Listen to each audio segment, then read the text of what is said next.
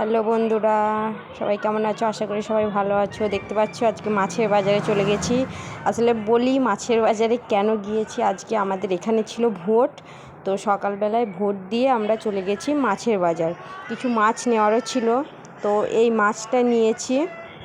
দেখো মাসি কাটছে, কারণ বাড়িতে কাটতে খুব অসুবিধা হয়, তাই কেটেই নিয়ে আসে মাছ। মানে গোটা মাছ খুব কমই নিয়ে আসে, তো মাছটা কেটেই নিয়ে আসছে আর কি। দাঁড়িয়ে আছি আমি, আমার ছেলে, আমার বর দাঁড়িয়ে আছে। তো মাছটা দেখো, মাছটার পেটে কিন্তু অনেকটা ডিম আছে। আমি বলছিলাম যে এই মাছটার পেটে অনেকটা ডিম আছে।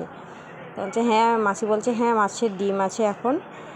তো মাসিরা মাছ কাটে খুব সুন্দরভাবে। মাছটা কেটে নিই। অনেকটা ডিম আছে, দেখতেই পাচ্ছ। তো ডিম দিয়ে একটা রেসিপি বানাবো, তো সেটাও তোমাদের সঙ্গে শেয়ার করব। ফলো রেখো। তো সত্যি ওদের মাছ কাটার ধরনটাই আলাদা। আমরা বাড়িতে এরকমভাবে মাছ কাটতে পারিই না।